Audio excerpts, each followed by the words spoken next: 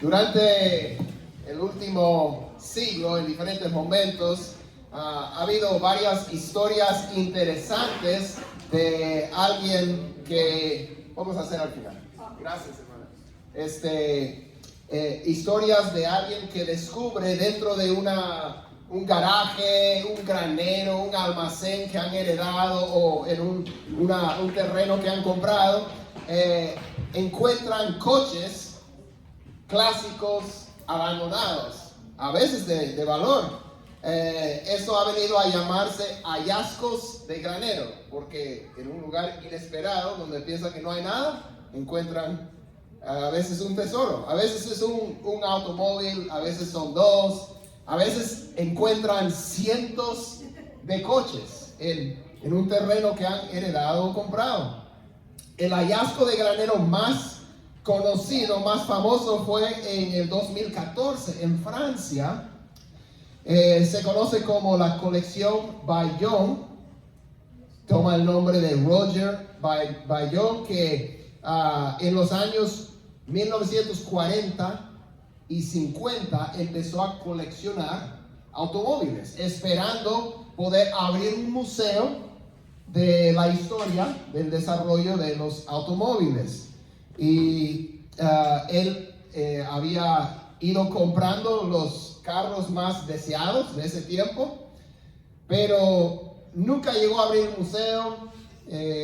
Ahí quedó el sueño, y después sus terrenos, sus pertenencias pasaron a su hijo y después a sus nietos, que al final descubrieron lo que estaba escondido ahí en los almacenes, en los graneros y cobertizos alrededor de la propiedad. Había más de 100 coches clásicos históricos así. Y descubrieron que algunos, si no todos, tenían mucho valor.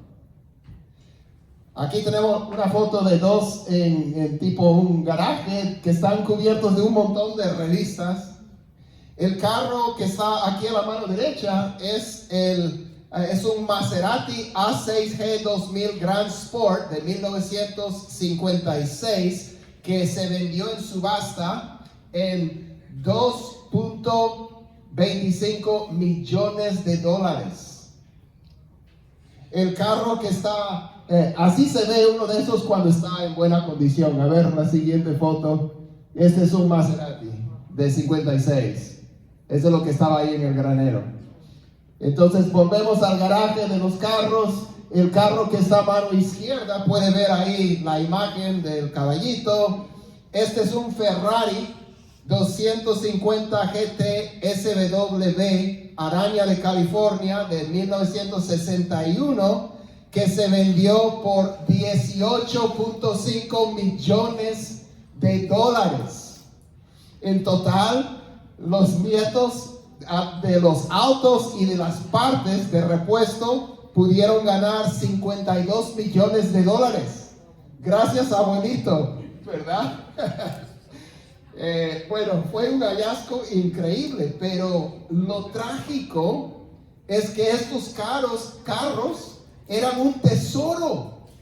Pasaron más de 50 años empolvándose, sin usar para nada, ni para correr a 130 millas por hora, que podía ser el Maserati de 56. Imagina un carro que tiene más de 60 años.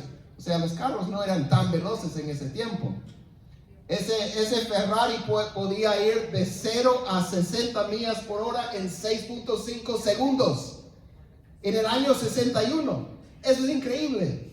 Corría a 155 millas por hora. Tenía que estar en carretera abierta en algún lugar en Europa donde no hay límite, ¿verdad? Donde uno puede correr a toda velocidad, pero no, estaba almacenado, parado, empolvándose, pudriéndose básicamente en un granero, en un cobertizo.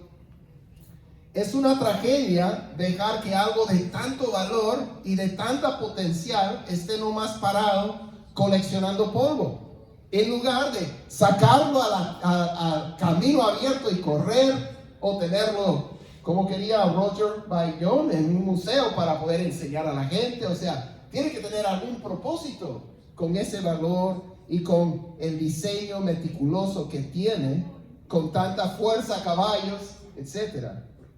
Bueno, ustedes saben, o si están aquí por primera vez, estamos concluyendo una serie que se llama Hechos para Más.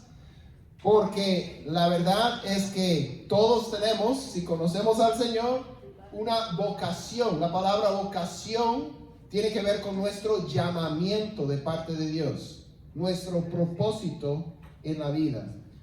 Y hay algo en nosotros que anhela ser parte de algo más grande que nosotros, ¿verdad? Que todas las partes cotidianas de nuestra vida, de alguna manera, tienen que estar conectadas con algo más grande, con una visión más allá. Y si tienes un sentido de eso en el corazón, es porque así Dios te diseñó, para ser hecho para algo más. Pero muchas veces nos conformamos con una visión demasiado pequeña para nuestras vidas, porque nos ocupamos en lo día a día, nos distraemos y perdemos de vista, o tal vez nunca alcanzamos ver el gran propósito que Dios tiene para nuestra vida. Y nos encontramos parados, empolvándonos, no usando los dones y habilidades que Dios nos ha dado. Y en esta serie estamos hablando de cómo empezar a sacar ese polvo, empezar a salir del granero, del almacén, al camino abierto y a empezar a correr, empezar a ejercer todo lo que Dios ha puesto dentro de nosotros. Ya hemos hablado en las semanas pasadas de cómo Dios tiene un propósito para nosotros en nuestro hogar, en nuestra familia, en nuestro círculo inmediato. Cómo Dios tiene un propósito para nosotros en nuestro lugar de trabajo. Pero Dios te hizo para más que solo servirle en el hogar y en el trabajo, con lo importantes que son esas esferas. ¿Qué tal si el propósito de Dios para su iglesia, para su pueblo, y el propósito de Dios para tu vida son inseparables? Que realmente solo vas a encontrar tu propósito plenamente cuando lo conectes con el propósito de Dios para el mundo y para su reino y para su iglesia. Entonces, esta tarde queremos mirar cómo el apóstol Pablo describe y habla de la iglesia, el pueblo de Dios. Para esto vamos a ir a 1 Corintios 12. Si tiene su Biblia, puede ir a 1 Corintios 12. Vamos a empezar en el versículo 12. 1 Corintios 12, pero quiero darles un poco de contexto mientras lo buscan. Pablo está escribiendo esta carta a la iglesia del primer siglo en la ciudad de Corinto, que está batallando con algunos desafíos doctrinales y morales. Corinto era como el Las Vegas del mundo antiguo, ¿sí? Entonces la mayoría de las personas en la iglesia de Corinto antes eran paganos, o sea, adoraban a dioses falsos, estaban involucrados en todo lo que puedas imaginar y probablemente más. Pero ahora han llegado a conocer al Señor Jesús. Entonces, ¿cómo deben ellos interactuar? ¿Cómo deben conducirse en la iglesia y como iglesia? Entonces, Pablo les escribe 1 Corintios 12, empezando en el versículo 12, y dice así. Dice, porque así como el cuerpo es uno y tiene muchos miembros, pero todos los miembros del cuerpo, aunque son muchos, constituyen un solo cuerpo, así también es Cristo. Pues por un mismo espíritu todos fuimos bautizados en un solo cuerpo, ya judíos o griegos, ya esclavos o libres, a todos se nos dio a beber del mismo espíritu. Porque el cuerpo no es un solo miembro, sino muchos. Entonces, cuando Pablo habla de la iglesia, él no habla de un edificio, él no habla de una reunión, de un evento, él habla de un cuerpo, un organismo vivo.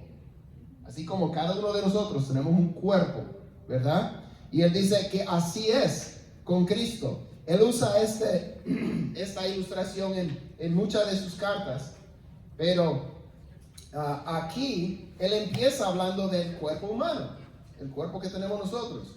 Dice, así como tu cuerpo tiene muchos miembros, o sea, muchas partes del cuerpo, o sea, tienes 2 piernas, 2 brazos, 2 ojos, tienes un solo cuerpo, ¿verdad?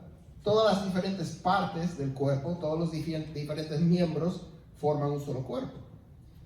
Y él dice, es igual con Cristo, con la iglesia, que es el cuerpo de Cristo.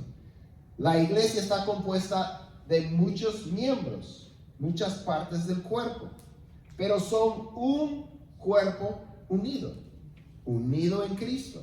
Porque él dice en el versículo 13, pues por un mismo espíritu todos fuimos bautizados en un solo cuerpo, ya judíos o griegos, ya esclavos o libres. Entonces hay una gran diversidad en la iglesia, en el pueblo de Dios, una gran diversidad, diferentes razas, diferentes etnias, diferentes clases socioeconómicas, pero como vamos a ver en un momento, y vemos aquí, hay unidad, una gran unidad en la iglesia. Él dice que formamos un solo cuerpo. Todo este capítulo va a hablar de la unidad, pero cuando Pablo habla de la unidad, él no está hablando de la uniformidad. No está hablando de la uniformidad, que todo cristiano tiene que verse así, vestirse así, hablar así, conducirse así. No, él dice, tenemos un propósito en común, somos uno, pero somos muy variados. Y eso es algo que a Dios le encanta. Dios creó toda la diversidad que vemos en la iglesia y en el mundo. Entonces, la unidad no significa que todos pensamos igual, que todos tenemos la misma postura política. No quiere decir que todos que todos servimos de la misma manera, porque cada uno de nosotros ha sido moldeado y formado por Dios, así como esos automóviles, con un diseño específico, para un propósito específico. Pero todo mueve en la misma dirección, todo es para servir al mismo Señor. Así como dice en el versículo 12, así como el cuerpo es uno y tiene muchos miembros. Entonces, Pablo asume que en la iglesia va a haber gran diversidad, que va a haber diferencias, en la iglesia. Él celebra esa realidad, que hay diferencias, porque un cuerpo no es una sola parte. No fuera un cuerpo. Si todo fuera a la mano, solo sería una mano. Sería un poco raro también, pero no sería un cuerpo. Se requiere toda la diversidad. Entonces, lo que vemos en el versículo 15 es que él dice lo siguiente. Si el pie dijera, porque no soy mano, no soy parte del cuerpo. No, por eso deja de ser parte del cuerpo. O sea, no importa lo que la mano diga, no importa lo que la mano sienta, sigue siendo parte del cuerpo. Está conectada con el cuerpo y el cuerpo necesita que funcione, porque es parte del cuerpo. Versículo 16, si el oído dijera, porque no soy ojo, no soy parte del cuerpo. No por eso deja de ser parte del cuerpo. Versículo 20 dice, sin embargo, hay muchos miembros, pero un solo cuerpo. Entonces, podemos ver que tenemos un solo propósito. ¿Y cuál es el propósito de la iglesia? ¿Cuál es el propósito de la iglesia? Es glorificar a Dios al hacer discípulos que le aman discípulos que se aman entre sí y discípulos que aman a las personas que se encuentran lejos de Dios. ¿Sí? Aman a Dios, se aman entre sí y aman a la gente que todavía no conoce a Dios. Ese es nuestro llamado. Nosotros lo expresamos de esta manera, ya lo hemos dicho hoy. Existimos como iglesia para ayudar a personas lejos de Dios a convertirse en embajadores de su misión. Eso abarca todo eso. Entonces, tenemos unidad en medio de nuestra diversidad. Tenemos unidad en medio de nuestra diversidad. Venimos de diferentes trasfondos religiosos, ¿verdad? Algunos crecieron católicos, otros crecieron en iglesias bautistas, o presbiterianas, o metodistas, o pentecostales, o luteranas, o no estuvieron en ninguna iglesia. Todo vale, todo está bien y Dios va a usar todo eso, pero cuando venimos a conocer al Señor y cuando venimos a formar una sola familia espiritual, tenemos un propósito que nos une, ¿verdad? Y es servir a nuestro mismo Señor, porque solo hay uno, a servir la misma misión, porque solo hay una, y tenemos que mantener eso central. Y aunque vengamos de diferentes lugares y tenemos diferencias de perspectiva sobre muchas cosas, y cada uno tiene su propia forma que Dios le ha puesto, sus habilidades, su personalidad, sus experiencias, las cosas que le apasionan, sus dones espirituales, todos colaboramos juntos para servir a nuestro mismo Señor.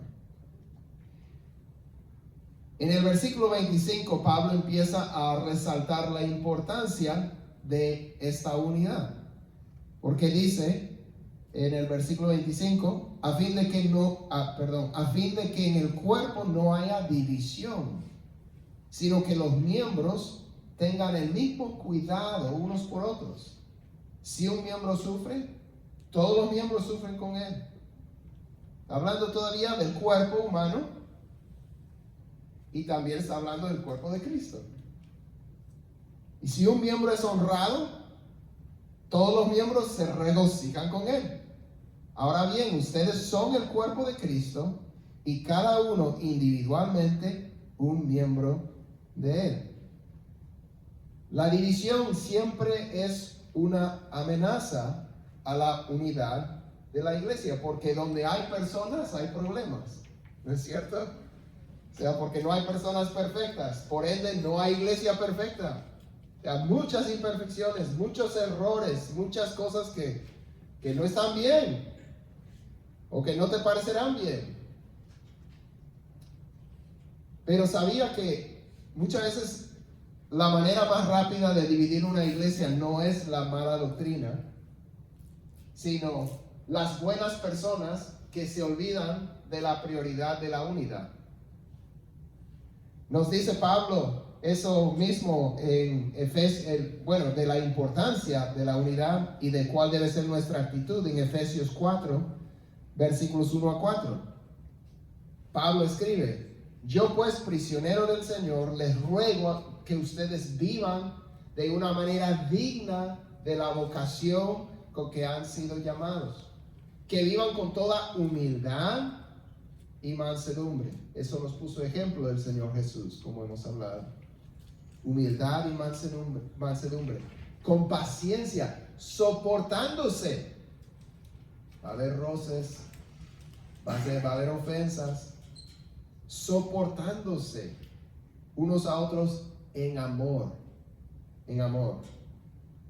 esforzándose. Esta palabra tiene que ver con que ser cauteloso, diligentes. ¿En qué? En guardar, en preservar la unidad del espíritu en el vínculo de la paz. O sea, la unidad requiere intencionalidad. Tenemos que trabajar para mantener la unidad, porque si dejamos de enfocarnos en ella, va a haber problemas entre nosotros y no se van a resolver bien, etc.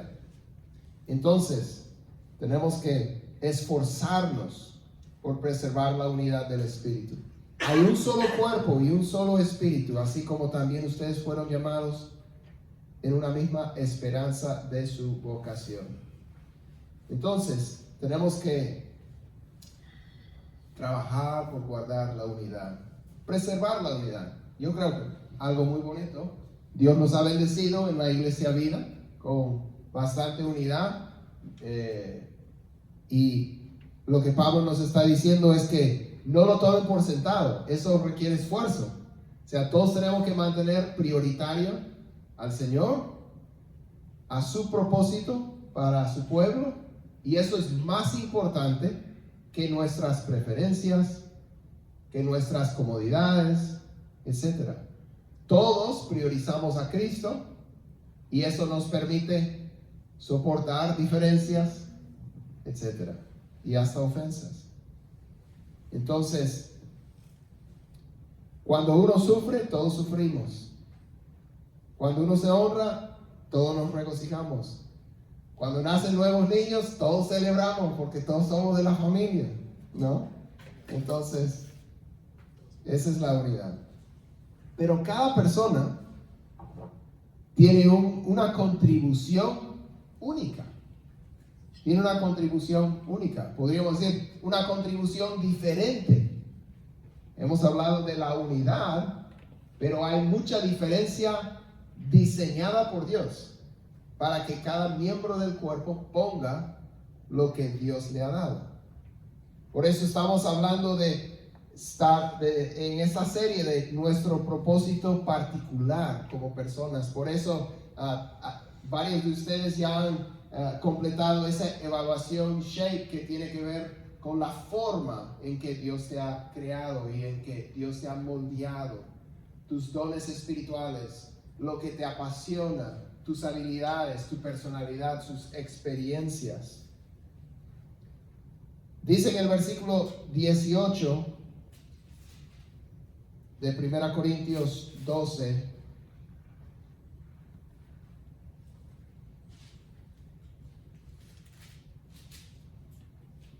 ahora bien, Dios ha colocado a cada uno de los miembros en el cuerpo según le agradó. Y si todos fueran un solo miembro, ¿qué sería del cuerpo? Sin embargo, hay muchos miembros, pero un solo cuerpo. Cada miembro tiene su función. Cada miembro tiene su función. Y él continúa y dice, el ojo no puede decirle a la mano, versículo 21, el ojo no puede decirle a la mano, no te necesito. Ni tampoco la cabeza a los pies, no los necesito. Por el contrario, la verdad es que los miembros del cuerpo que parecen ser los más débiles son los más necesarios. Esto es muy importante porque a veces podemos estimar algunas partes del cuerpo, algunos miembros, como más importantes. Podemos pensar que los que tienen el micrófono en la mano, los que están adelante, o los que tienen ciertas funciones, que eso es más importante. Pero te pregunto, ¿quieres que te quiten los ojos o quieres que te corten las manos? ¿O quieres que te corten los pies? ¿O quieres perder el oído? ¿O el olfato, el gusto? No, el gusto no. O sea, todo es importante. Todo es importante. Pablo dice, hasta las partes que parecen más débiles, más vulnerables, tal vez las partes menos visibles, son las partes que cuidamos más y le mostramos más honra. Y así debe ser también en el cuerpo de Cristo. Cristo nos puso el ejemplo, ¿verdad? Él sirvió a sus discípulos. Y Él les estaba mostrando lo que realmente tiene valor en el reino de Dios, el servir. De la manera que Dios nos llame a hacerlo, el servir. Eso es de mucho valor en el reino. Entonces, tenemos que recordar la importancia de cada miembro. Entonces, Dios te puso a ti en este cuerpo de Cristo, o sea, en esta iglesia, en este momento para un propósito. Dios te puso a ti en este cuerpo para un propósito.